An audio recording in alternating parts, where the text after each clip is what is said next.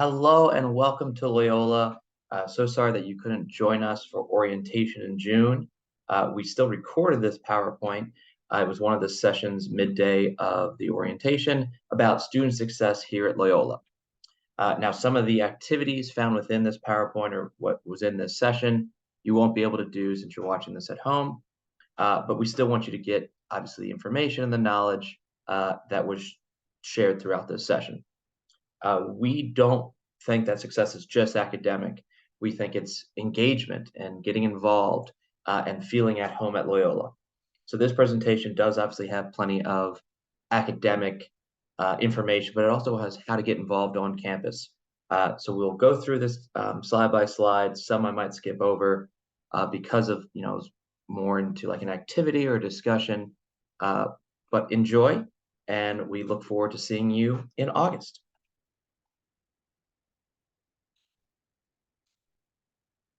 All right, the first slide that we were talking about is about Messina.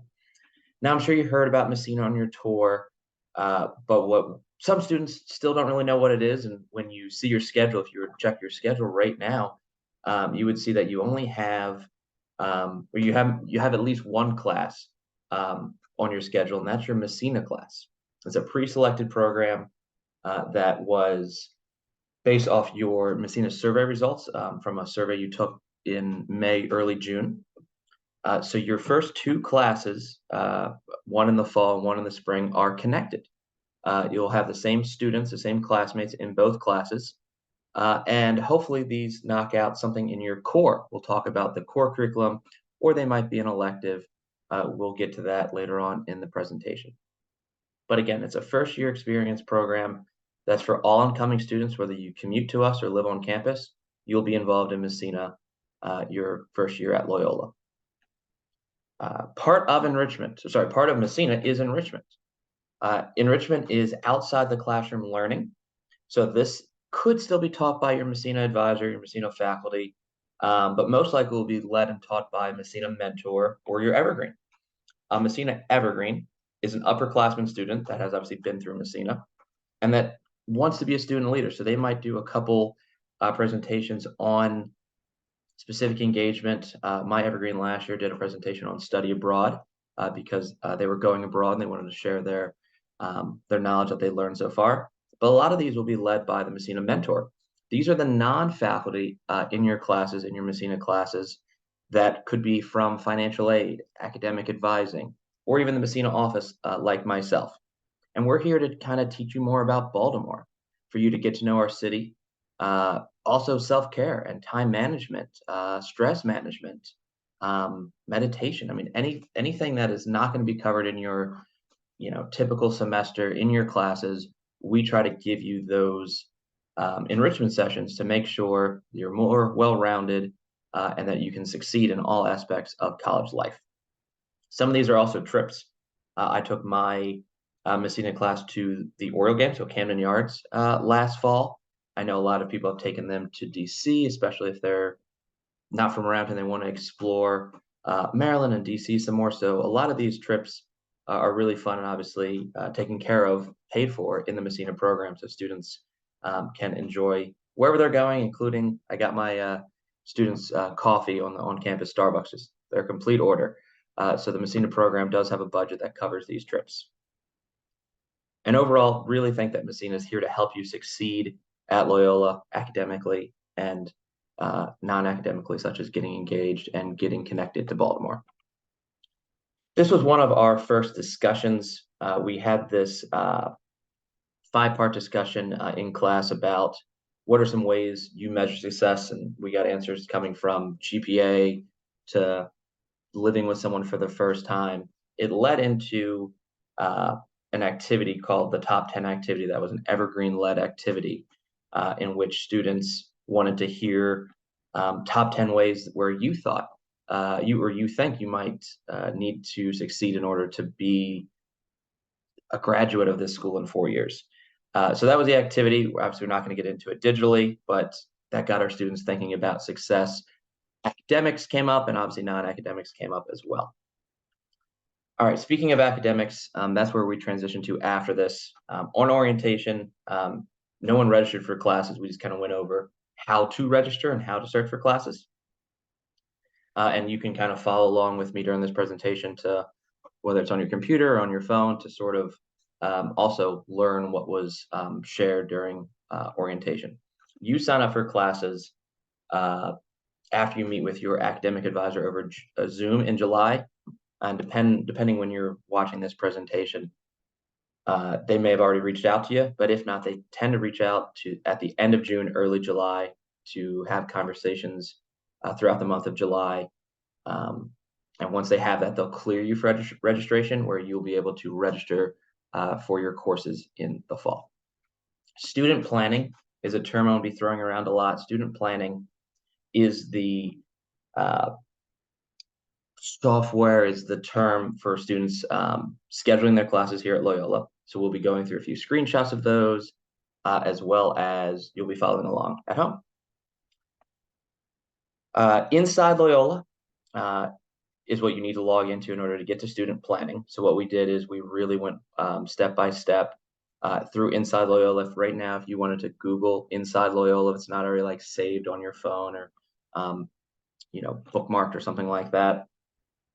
Once you Google Inside Loyola, you'll see a bunch of tiles. They're like the left-hand side of the screen right now. They're those green squares. For our purpose today, we will click on Loyola Self-Service. But that's where you'll learn about financial aid, student planning, registration. You'll use that quite often during your time at Loyola. Moodle will be something you'll really learn once classes start up in September. But that's how you submit a lot of your classes. A lot of professors submit a lot of your assignments to classes, and a lot of your professors will post like their presentations and their PowerPoints up on there for you to review as well. Office 365 is the link for all Microsoft products here at Loyola, but obviously email. This is how a lot of students access their student email. The Bridge is our hub for campus activities and events. It has a great search feature. We sort of got into it in the live orientation session, but if you're interested in club sports, anime, chemistry, you can search in the search bar to find out upcoming events or clubs that deal with those topics. RoomRes, this will be something more so in the spring semester your first year here, but that is how you choose your incoming room for the following year, whether if you want to select a certain meal plan. RoomRes is that portal for that. Even if you're a commuter student, you'll still use this for your emergency contact. But obviously residential students will use this more. All right, so to follow along, this is what we did in class.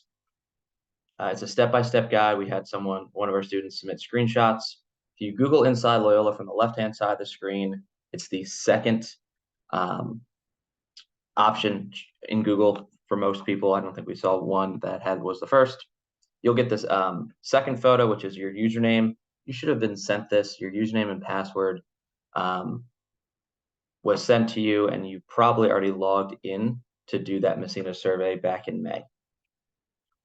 Once you log in with your username and password, you'll see a lot of green. Obviously, that's Loyola color, so you'll see that, but you'll be in self-service. And you probably will not see the Register Now button just yet. That's for once you've been cleared to register for classes, you'll see that button. But we are going to focus, if you scroll down a bit, you'll see Student Planning and Course Catalog, the far right-hand side screenshot. Either one is okay for our purposes today. We played with both, so students got comfortable using either. Student planning, once you have a declared major, you can kind of see what specific classes you need in that major to graduate. A lot of students don't have a specific major yet, or they might come in as undecided, which is totally fine. Course catalog is probably what you'll be searching for just to look up classes. So if you wanted to select course catalog, you'll see on the far right-hand side, I believe it does default to advanced search. That's actually a good thing because we were practicing with specific classes to search for once we kind of go over the core curriculum. But you can kind of see it has plenty of drop-down arrows. It allows you to select which term. We'll be looking at fall 2023 classes, as well as to select certain individual classes by name or by department. So how specific you want to browse or how general you want to browse, the course catalog search is really helpful for you. All right, like I mentioned earlier, you're probably at least scheduled for one course right now. That's your Messina course. Now, you could be scheduled for multiple courses right now.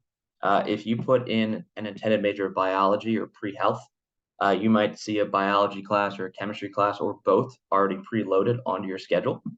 And if you're an athlete here at Loyola, you probably have your full schedule already made for you, as coaches considered practice times, games, trips, that kind of stuff.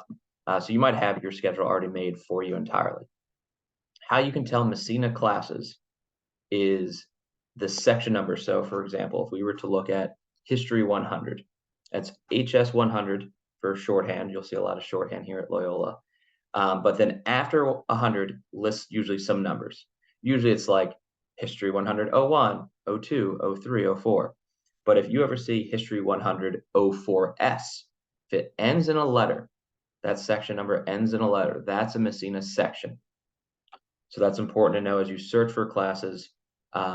You're not able to switch your Messina on your own. That needs to be done through academic advising. We'll go over that shortly. So if you're like, why can't I drop it? Why can't I, pick a different time? It's because that is set in almost stone. We'll call it like drying concrete, if you will. So that can't be changed by yourself, but someone here at Loyola, some staff member, could make that change if needed. Some students always ask their advisor, how many classes do I take? I've never been in college before. Most students take 5 3-credit classes their first semester. 12 credits is considered full-time. So if you're here on any financial aid or scholarship, a lot of those are dependent on at least 12 credits. But most students take 15. That's considered a full academic course load. If you are a science major or maybe a math major and taking computer science, taking some labs, some of those labs are worth an additional credit. So you might only take 4 classes and a couple labs. So aim for 4 or 5 classes your fall semester here at Loyola. Now, I mentioned classes and credits, and some people know what this is and some people don't. So most classes here are 3 credits without labs. All that History 100 I was mentioning, they're all worth 3 credits. But biologies, chemistry, some maths, some computer sciences, some physics, they're going to be worth 4, even 5 credits because of that additional learning that happens in the lab. The end all be all, hey, in order to graduate from Loyola, you need at least 38 classes and 120 credits to graduate. That combination is of like 3 and 4 credit classes. Okay, so thanks, Patrick, but so what else do I need to take in the fall? I got my Messina. I'm not an athlete. I didn't declare pre-health. I have 4 classes to pick. What do I pick? So I'm going to go over the core curriculum, which, if you can commonly refer to this as gen ed requirements, general education requirements at other colleges, we refer to it as the core. And that's what a lot of you will probably be taking in your fall semester. There's 3 types of courses you could take at any given time. Every course at Loyola is going to count for one of these 3 blocks. Nothing kind of gets left out in limbo. Something's going to be a core requirement. It's going to apply to your major, or it's going to apply to your elective / minor. And when I say / minor, is a lot of minors and electives count in that same red box, if you will. So any class you're really going to take here will fulfill the core requirement, fulfill a major, your major, or general electives. All right, the core. I keep talking about these core classes. What are they, Patrick? I highlighted some of the ones in bold that are really common to take your first fall semester here. So we have Writing 100, History 100, English 101. So a lot of the 100 levels are assigned that they are core classes. Not always, as we're about to see in Philosophy 201 and Theology 201.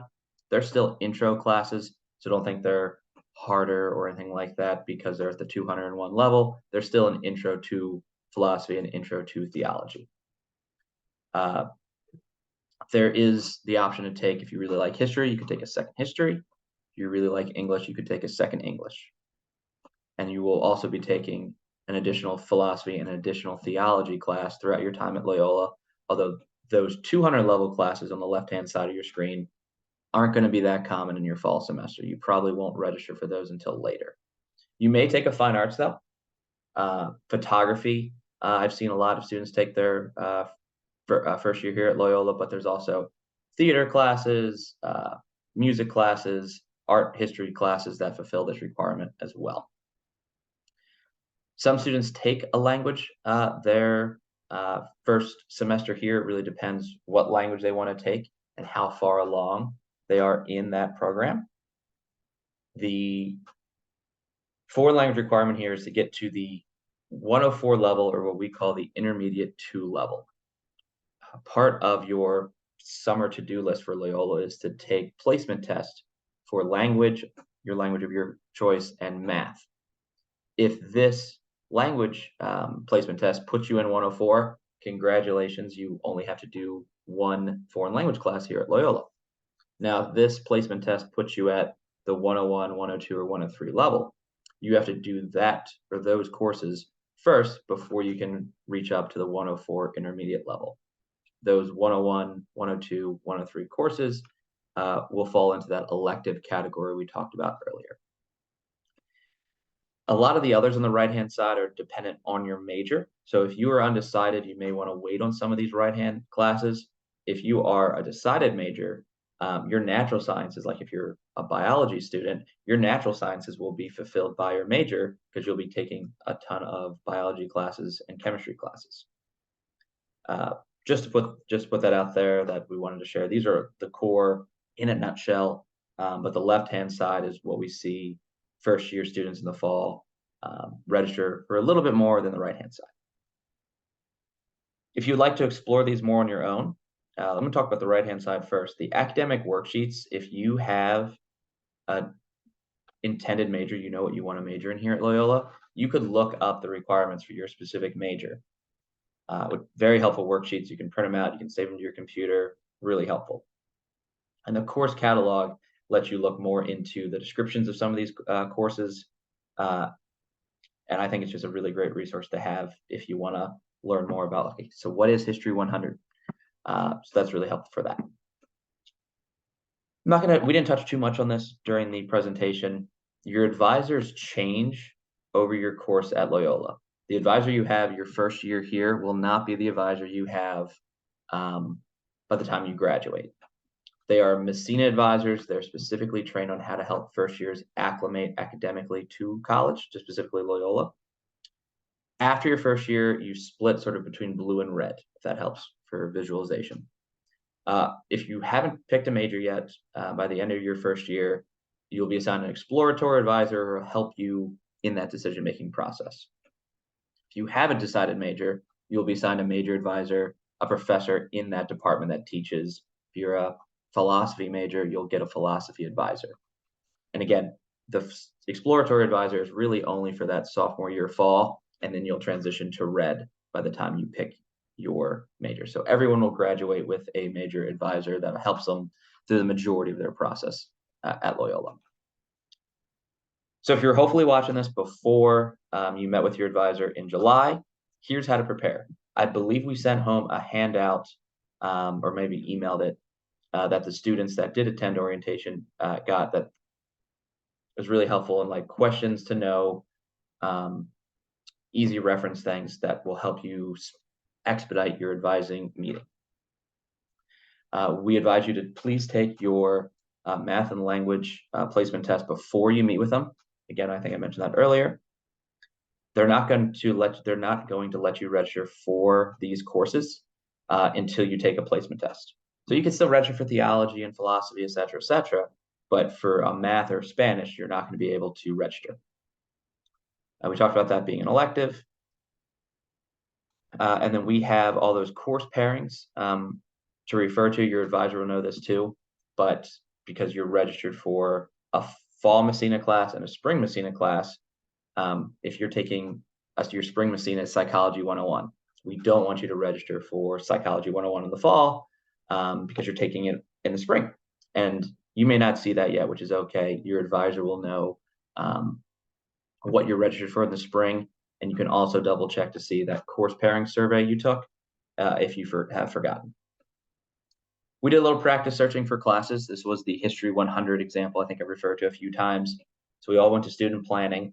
We searched HS 100, and then I taught the students what does available mean. So if there's open and has seats left, search for those, because searching for closed courses doesn't really help you because you cannot register for a course where all the seats in the classroom are full. So really just searching for open classes is the most helpful. And then again, students kind of in their advising meetings will get advice from their advisor like, hey, check out all the biology, 151 classes open. Search for those and, let's register for you for that class. So your advising meeting will kind of be in tandem for you to learn the process and be your own advocate as you search for your classes that are open and available to you for the fall. And we talked about courses being Messina only. You will not be able to register for 2 Messina sections in the same semester. So after that presentation, we had some questions specific to certain students. We moved on to campus resources and how to get involved here at campus. There's so many resources at Loyola, sometimes this can feel overwhelming. They're individual departmental resources, group resources. You will obviously have an evergreen, regardless if you live on campus or not. They're an upperclassman mentor that's been in your shoes. So use them heavily. If you live on campus, you have an RA, which is similar, that they're an upperclassman student, but they live in the residence halls with you to be a mentor and a guide. And then don't forget that staff and faculty here are here to help you too. This Messina program, we want to help you be successful, love Loyola, stay here for 4 years. So please use your Messina mentor and advisor. We talked and went over some of the resources on the right-hand side. There's a scavenger hunt activity that we ended this session with, is like a digital scavenger hunt activity. These resources were not covered in that scavenger hunt, but we wanted to make students aware of these. I'm gonna actually teach you how to learn more about resources, so I'm not gonna go too much in to the right-hand side right now. How to get involved on campus. Use your evergreen. They know how to get involved on campus. They can direct you to the appropriate place. There will be a student activities fair as well as a community engagement fair that occur early on the semester in the first 2 weeks. They are separate fairs. So if you really if you want to get involved on campus or you want to help Baltimore and be involved in the city, both of those fairs are totally for you. Great way to get engaged in campus and around campus. You can always search right now Loyola's clubs and organization website. If you're into fitness, obviously your recreation and wellness, or the FAC as it's called. Great place to work out, swim, join some intramurals or club sports. And I mentioned earlier about the bridge and searching for anime on the bridge and trying to join any club that may represent your interest well. This was a scavenger hunt that we did. It was a nice partner activity. The best way that I can tell you on how to search for resources at Loyola, I'm going to use financial aid as an example, is to Google it. So if you Google Loyola Maryland and then put your question, your blank, Loyola Maryland financial aid, you will get a really quick response because it's going to be the top result in Google.